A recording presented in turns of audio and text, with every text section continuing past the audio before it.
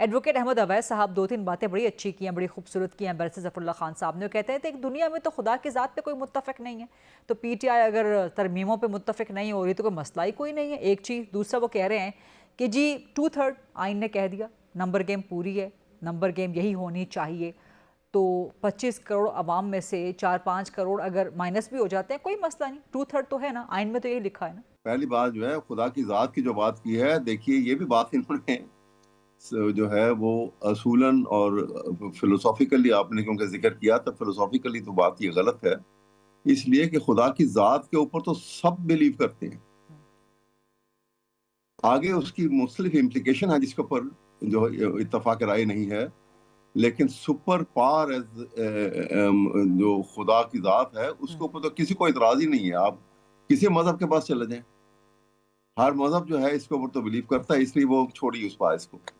بات یہ ہے دوسری، پہلی بات تو یہ ہے کہ اس پارلیمنٹ کو مائنڈ فل ہونا چاہیے اس فیکٹ سے کہ یہ اس کے اوپر جو ایک بہت بڑا الزام ہے، اور جو وہ دھبا جو ہے وہ تاریخ کا جو ہے نا وہ پاکستان دنیا کے سمندر بھی مل کے وہ پانی سے وہ دھبا نہیں دھو سکیں گے، اور وہ یہ ہے کہ یہ نان الیکٹڈ پارلیمنٹ ہے.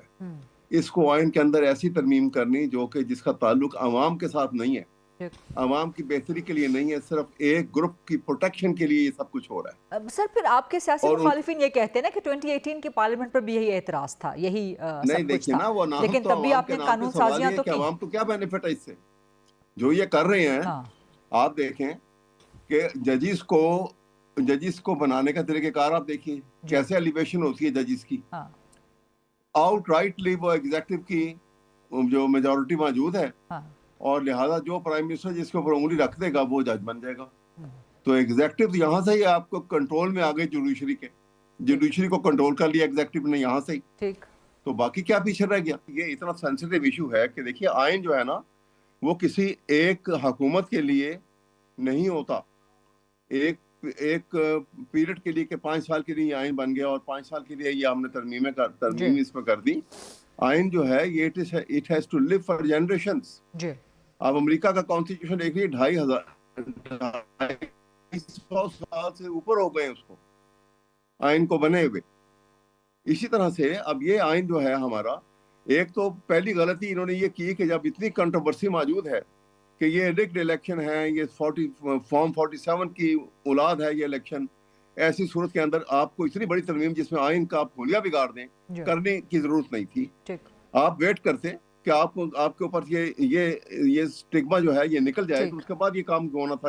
اور آپ نے جب کیا سر مجھے ایک سپلیمنٹری سوال کرنے دیں، میں سوال کی طرف ہی آ رہا ہوں. آپ چی کریں بجی کریں، آپ اگر کریں مگر کریں، ifs and buts جو بھی آپ لگائیں، آپ لوگوں نے مسترد تو کر دی اپنے آپ کو سسٹم سے، آپ لوگوں نے از خود مائنس تو کر دیا، لیکن حکومت تو کرنے جا رہی ہے. کل بالکل unusually early 9 o'clock federal cabinet کا سیشن ہے، وہاں پہ مسودہ منظور ہو جائے گا. دیکھیے نا جب کوئی قوم میں ایسی غلطی اور ایسے بلنڈر ہوتے ہیں تو وہ ساری قوم بھگتتی ہے،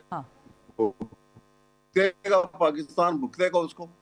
یہ چند لوگ جو ہیں یہ سب اپنی پی ٹی آئی سیاسی طور پہ کچھ کرنے کے قابل نہیں ہے، صرف بددعائیں دے سکتے ہیں.